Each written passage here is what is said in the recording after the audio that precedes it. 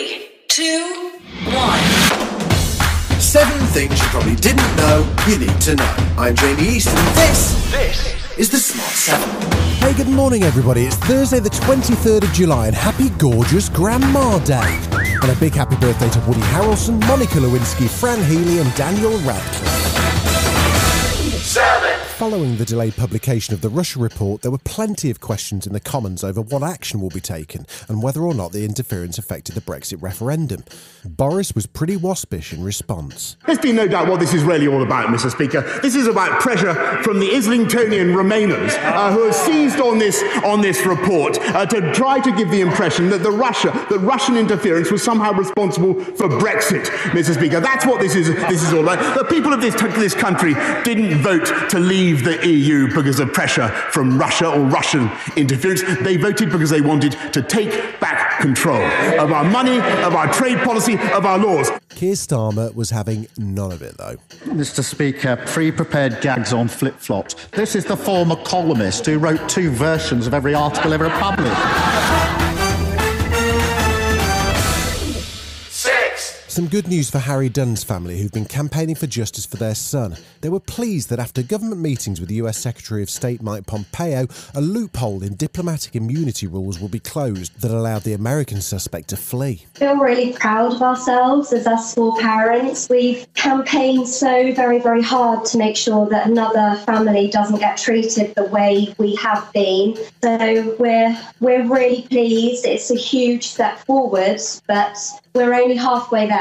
You know, this campaign will never go away until we've made sure that Answer Coolers is brought back to the UK. But we are proud of our achievements, and Harry would be really proud of us too. In the United States, Donald Trump is struggling with both the polls and the coronavirus, so he's pivoted to law and order and is now planning to send federal troops to American cities against the wishes of mayors and governors. Today I'm announcing a surge of federal law enforcement into American communities plagued by violent crime.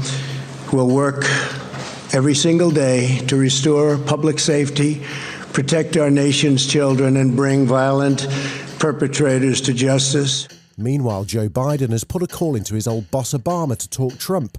A new video with the former president and the hopeful candidate will stream today, and they talk frankly about the Donald. I don't understand his inability to get a sense of what people are going through.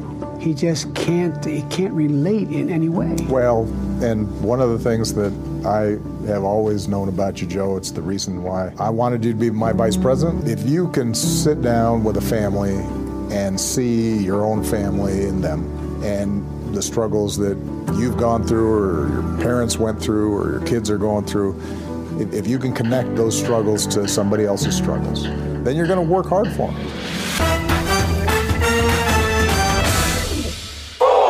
In the High Court, the Johnny Depp libel trial continued with day 3 of Amber Heard's evidence. The court heard that in one incident, Johnny threw 30 or so glass bottles at her like grenades. There was also court discussion of Amber's appearance on the James Corden show in 2015, where her makeup artist says she had to cover up marks, and footage of the show was played in court. Did you study ballet? Could you already do it? No, pretty much the opposite. I grew up, in Texas riding horses. Oh, really? Not a big ballet community out there in Texas? No, not so much. Shooting guns, yes, but ballet, no. So I wanted to train for it, and there were some ballet sequences that we wanted to have the option to incorporate into the movie, so I trained forever, and I have 2 left feet.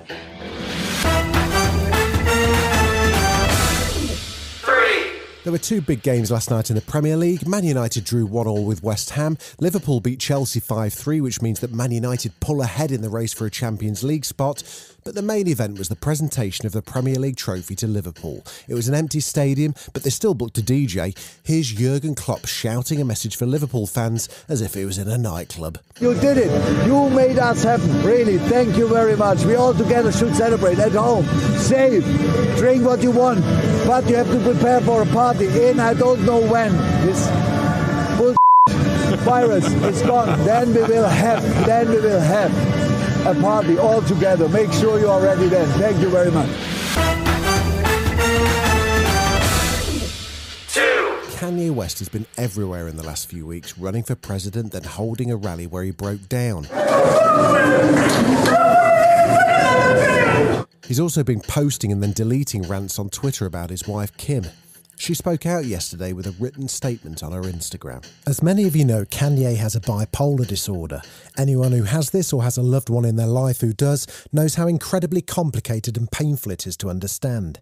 He's a brilliant but complicated person whose words sometimes do not align with his intentions. Living with bipolar disorder does not diminish or invalidate his dreams and his creative ideas, no matter how big or unobtainable they may feel to some. That's part of his genius, and as we've all witnessed, many of his big dreams have come true. We as a society talk about giving grace to the issue of mental health as a whole. However, we should also give it to the individuals who are living with it in times when they need it the most.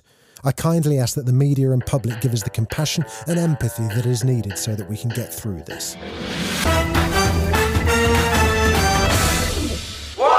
The nation's PE coach Joe Wicks is taking his summer break after a long run of lockdown limbering every morning.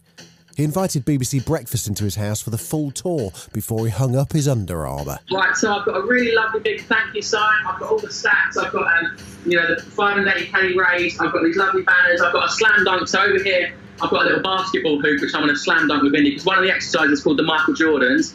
And then will the house return to normal once you've finished? Look, it's carnage. It's the only room in the house that's actually tidy. Don't get it twisted. I've got 2 kids. There's toys everywhere. It's the right mess. But this is the one room that's kind of like the piece where I can come in and record any time of night with a big light. I've got these. Look at the size of that light. It's like the sun. This has been the Smart 7. Be smart. Wear a mask. We've got an Alexa skill now, so enable us and then just say, Alexa, play the Smart 7. We're back tomorrow at 7 a.m. Like and subscribe wherever you get your podcasts.